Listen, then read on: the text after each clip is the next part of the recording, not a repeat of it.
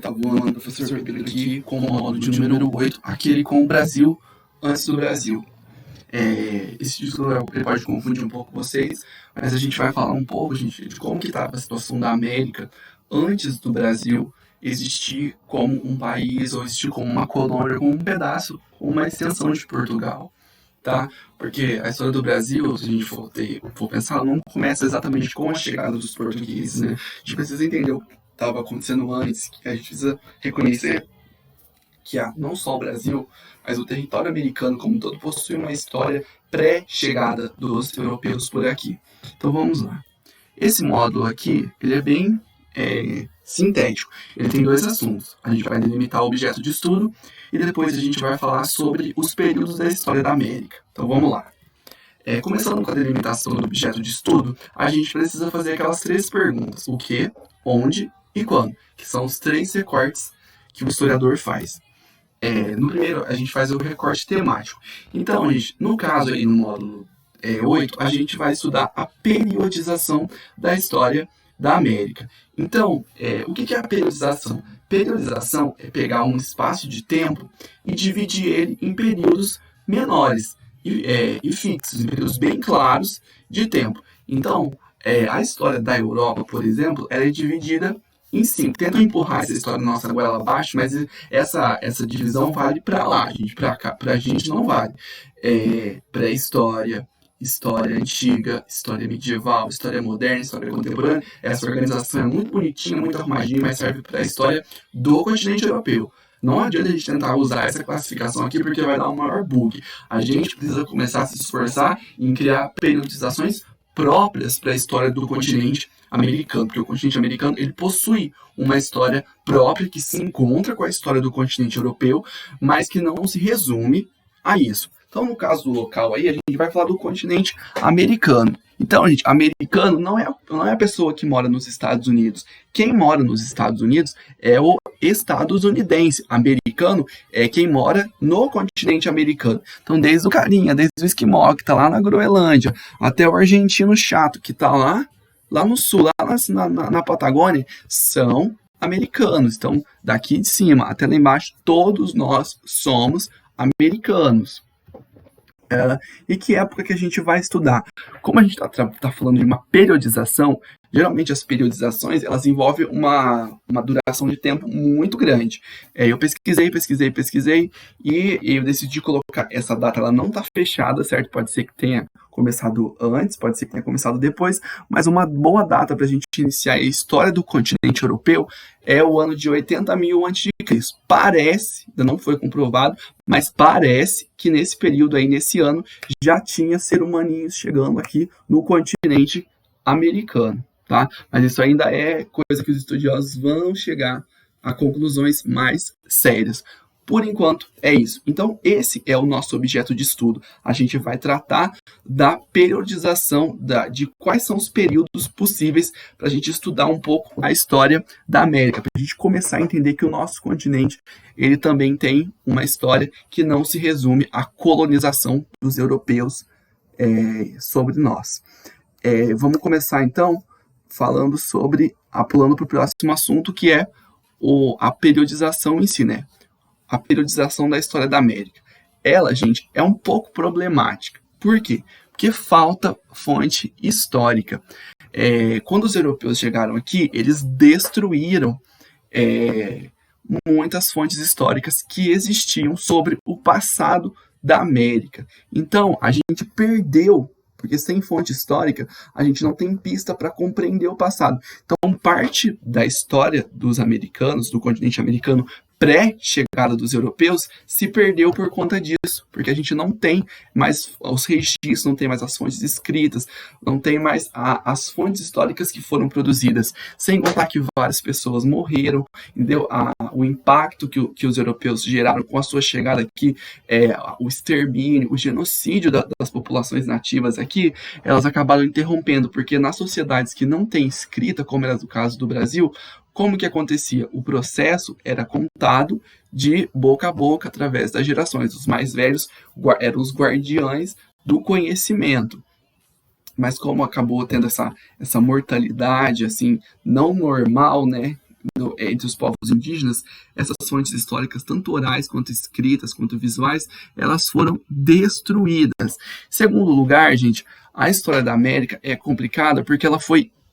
É complicado usar a palavra normal em história, né? Mas ela foi interrompida do seu curso normal com a chegada dos europeus. Então, as civilizações, os povos, as culturas, as pessoas que viviam aqui no continente americano, eles estavam vivendo um determinado tipo de situação, se desenvolvendo de uma determinada forma.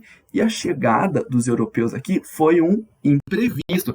Não era uma coisa que eles estavam esperando, nem se preparando, nem que fazia parte do curso normal da história do continente americano. E outra coisa, a gente tem problemas de identidade. Eu costumo falar que às vezes nós, principalmente os brasileiros, a gente tem complexo de vira-lata porque a gente tem problema com identidade. A gente não consegue se reconhecer. O que é ser brasileiro? O que é ser latino-americano de verdade? A gente acaba dando muito mais valor ao que está vindo de fora do que ao próprio Brasil. Mas isso não é gratuito. Isso está ligado à forma como a América, ela é colocada dentro da história mundial, porque até então o que estava acontecendo aqui estava isolado do que estava acontecendo na Ásia, estava isolado do que estava acontecendo na África e principalmente no continente europeu. E quando os europeus chegam aqui, a América ela é tragada e jogada para dentro da história ocidental sem ter tempo de pensar, sem os americanos terem tempo de pensar no que estava acontecendo. E o primeiro problema vem da própria noção de América. Gente, não eram os indígenas, não eram os nativos que chamavam o continente de América. Esse nome ele foi dado pelos portugueses. Então, as coisas por aqui elas estavam caminhando em uma direção e com a chegada dos portugueses acabou se desenvolvendo para outro rumo. Isso gerou problemas de identidade. O que é ser latino? O que é ser brasileiro dentro desse contexto? Certo? Quais são as nossas raízes? As nossas raízes são portuguesas, são indígenas, são africanas. A gente tem um problema muito grande com essa questão de identidade, de não valorização do próprio país. Mas isso não quer dizer que periodizar a história da América seja impossível. Não, alguns historiadores já tentaram e eu trouxe aqui para vocês a periodização de um historiador chamado Cláudio Valentino. E ele divide a história da América em 5 períodos. O período paleoíndio, o período arcaico, o período formativo, o período colonial e o período pós-colonial. Aqui na frente, a gente tem as datas de duração de cada um desses períodos. O maior de todos foi o paleoíndio, depois veio o período arcaico, que durou um pouquinho mais, depois um pouquinho menos, bem menos, né? Depois teve o período formativo, que também não teve uma duração muito grande em relação ao primeiro, mas é uma duração de quase 4.000 anos. Depois a gente tem o período colonial aí, que dura mais ou menos aí uns 4 séculos, e depois a gente tem o período pós-colonial, que começa aí no século XIX, nos anos 1800, e vem até hoje. Tá? Então esses são os 5 períodos da história da América. Vamos falar um pouquinho sobre cada um desses períodos. Então, gente, o primeiro desses períodos é o período paleoíndio, e ele é marcado pela chegada e difusão do ser humano pela América. Lembra que no módulo anterior, eu trouxe para vocês a explicação, né, de como o ser humano chega na América. Lá eu falo que todos os seres humanos têm origem na África, e da África eles se espalham para o restante do mundo. Mas é isso que eu quero que vocês percebam. O período do paleoíndio, a primeira característica dele é o quê? É que os seres humanos estavam chegando e se difundindo por todo o continente, se espalhando por todo o continente. E esse processo ele é bastante demorado. Olha aí a datação desse período, 80.000 até 8.000, ambas as datas antes de Cristo.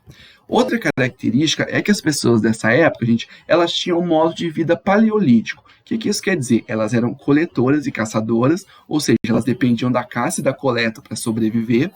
Elas eram nômades, ou seja, elas não tinham moradia fixa, elas migravam em busca de comida ou fugindo de alguma ameaça natural, como o clima ou os predadores. Eles viviam em pequenos grupos, eles não conheciam a escrita, eles utilizavam o fogo, eles tinham uma divisão sexual das tarefas, como assim? Os homens cuidavam da caça, as mulheres cuidavam da coleta. Lembrando que coleta, gente, não é plantar, certo? Não é colheita. Porque a coleta você pega o que está no ambiente. Colheita, você precisa plantar, esperar crescer para você ir lá e fazer a, a colheita, a plantação. Em seguida, essa é uma das características. Então, nessa época, os seres humanos que estavam aqui no continente americano, do ponto de vista visual, assim, a gente veria pouca diferença entre um cara que estava lá na Patagônia e um cara que estava morando onde hoje é os Estados Unidos. Não tinha muita diferença, porque eles ainda eram muito parecidos entre si, que estavam chegando aqui. Só que aí, nessa época, existia aqui na América a megafauna. O que era a megafauna? Eram animais gigantes. Aqui eu coloquei para vocês uma imagem de alguns animais que existiam no continente americano nessa época do Paleoíndio, tá? E aqui tem uma pessoa, né? E aqui a gente tem a representação dos animais que existiam e do tamanho deles. A maior parte desses animais foi extinta, como vocês podem perceber, né? Não se sabe somente por causa do fim da glaciação ou se o ser humano lindo, maravilhoso, teve alguma coisa a ver, caçou todos eles tanto que acabou matando todos, não deixou nenhum para contar a história. Mas o fato é que nessa época o ser humano caçava essa megafauna, sobrevivia da megafauna, sobrevivia de comer a carne dessa megafauna. E eles estavam assim, essa megafauna, quer dizer, ela garantia a sobrevivência do ser humano. Depois vai vir o período arcaico. Aí vai chegar ao fim a era glacial. Quando chega ao fim a era glacial, o que acontece? O planeta aquece, surgem as florestas, os grandes animais da megafauna que estavam adaptados a esse clima mais frio e que não tinha floresta, o que acontece? Eles começam a sofrer. Porque como é que um bicho gigante anda na floresta? Ele não anda. Onde tem muita floresta, os animais não são muito grandes. E outra, o calor, eles estavam acostumados com o frio, estava fazendo calor. O que vai acontecer? As pessoas, os grandes animais, começam a morrer. E a principal fonte de alimentação dos seres humanos começa a desaparecer também. Aí eles vão se adaptar às novas condições que vão surgir. Os seres humanos vão se adaptar. E a América vai passar por uma diversificação cultural muito grande. Aqui, por exemplo, eu peguei o mapa da América para vocês terem um pouco de noção de como que ocorreu essa diversificação. Aqui em cima, nessa região onde hoje é o Canadá, por exemplo, o Alasca e tudo mais, vão surgir os esquimós, tá?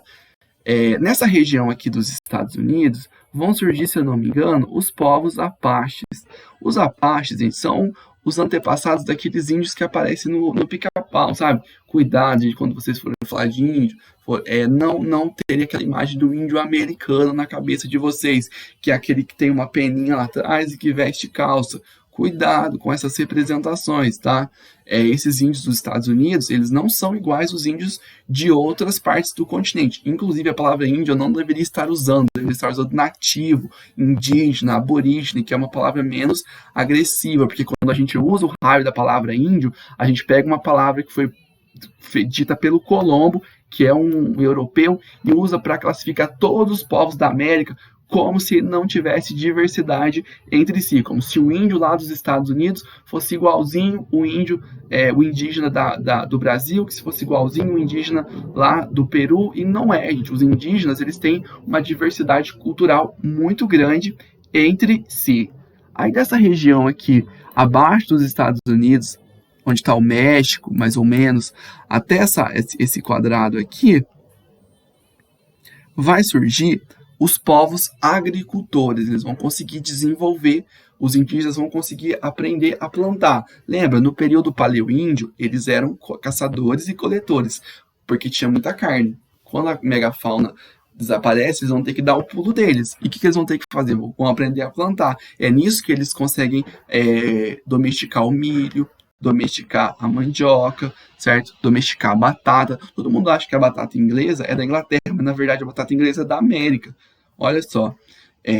Aí aqui, nessa região onde tem a Argentina, o sul do Brasil, o Uruguai, vai aparecer o povo da flecha.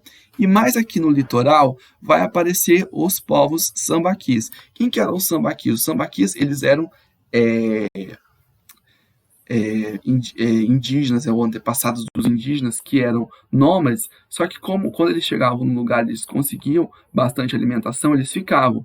Essa montanha que está aqui, por exemplo, acho que fica em Santa Catarina, Ela é uma montanha de conchas, de moluscos, que esses povos comiam e jogavam, comiam e jogavam, comiam e jogavam. Aí conseguiram aí subir uma montanha desse tamanho que tem aí milhares de anos de duração. Não se sabe se essas montanhas eram cemitérios, se essas montanhas elas eram lugares onde eles construíam casas em cima. Não se sabe ainda. Tem muitas dúvidas sobre o passado histórico da América de uma forma geral, mas como vocês podem perceber, já tem uma diferenciação muito grande a partir do período arcaico. Depois, quando o período arcaico acaba, ali por volta do ano 2000 antes de Cristo, começa o período formativo. E esse período ele vai se encerrar em 1492. Então, como o próprio mapa diz aqui, ó, povos americanos no século XV. Então, quando os europeus estavam para chegar aqui, olha para vocês verem como que tinha gente, como que tinha diversidade aqui no continente americano. Tinham vários povos diferentes espalhados. A gente tinha os mais conhecidos aqui da gente, que é os tupis, né?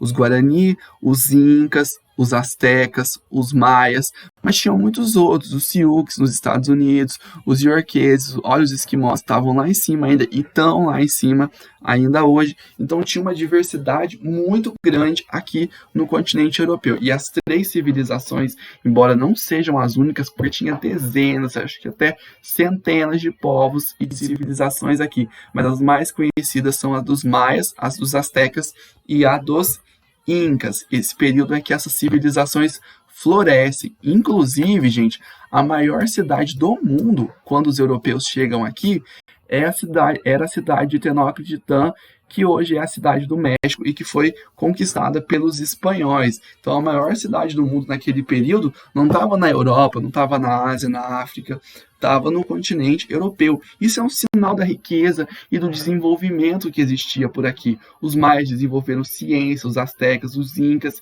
Então, gente, não era uma civilização atrasada, era apenas uma civilizações que tinham padrões culturais diferentes do que os europeus estavam acostumados. Mas os europeus não estavam interessados em vir aqui fazer amizade. Eles estavam interessados em procurar riqueza. Era ouro, era prata, era grana que eles queriam aqui. Tá? Porque isso aqui está acontecendo na época do mercantilismo. Lembra que eu falei para vocês em aulas passadas? Mercantilismo, na época do mercantilismo, os reis queriam enriquecer seus reinos a qualquer custo.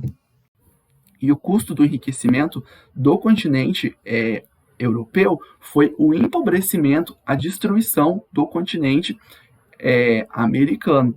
Inclusive a morte de quase 80 milhões de indígenas ao longo do processo de colonização. Mas continuando, aí esse é o período formativo, né? Depois do período formativo vem o período colonial. O período colonial da América é marcado pela chegada dos europeus. Em 1492 chega o Colombo representando a Espanha. Em 1500 chega o Dom Pedro é boa, né?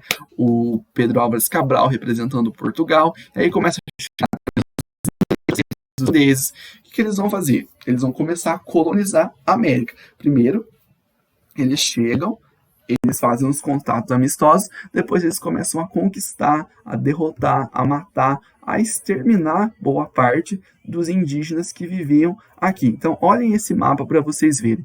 Isso aqui foi o que os europeus chegaram e começaram a pegar as terras da América. Olha para vocês verem, a América Portuguesa, vice-reino. Esses vice-reinos aqui, essas capitanias, são todos territórios que a Espanha considerou dela. Olha, tudo que a Espanha chegou e pegou. Aí a França com a Inglaterra vai pegar um pedaço daqui e tudo mais. Então, olha a diferença para vocês verem. A América era assim às vésperas dos europeus chegarem. 100 anos depois da chegada dos europeus, a América estava dessa forma. Então, os europeus, eles se sentiram donos do continente americano e foram fazendo essa divisão. E esse período colonial, ele é marcado pelo extermínio biológico e cultural dos nativos americanos. Como eu acabei de falar para vocês, e um pouco mais atrás, se perdeu a cultura, a história e as vidas de milhões e milhões de pessoas que já moravam aqui há milhares de anos antes da chegada dos portugueses. E para finalizar, a gente tem o período pós-colonial. E aqui a gente tem um mapa de como que ficou a América depois que os países aqui começaram a se tornar independentes do processo de colonização da América. Sobre esses dois últimos períodos, eu não vou falar muito porque a gente estuda bastante deles ao longo da vida de vocês na escola. Só que o período formativo, o período paleoíndio, o período arcaico, eles passam batido, entendeu? Primeiro que é muito difícil, não tem muita coisa para falar e não é interessante para as pessoas reconhecer que os indígenas têm história. É melhor identificar eles como pessoas que faziam parte da natureza, como selvagens. Eles estavam na natureza, eles são assim, eles eram assim, eles sempre vão ser assim, selvagens. Então é muito interessante para algumas pessoas manter essa imagem que se existe dos índios. Eles são selvagens, eles estão ali na natureza, eles sempre são dessa forma, sempre vão ser, e acabou. Eles não têm história, eles não têm memórias, não têm nada, tá? Mas isso aqui é só um geralzão para vocês entenderem, uma pinceladinha para vocês entenderem que existe história antes da chegada dos portugueses não só no Brasil, mas em todo o continente americano. Se vocês ficarem com dúvida, dá uma perguntadinha lá no grupo que eu tento ajudar vocês.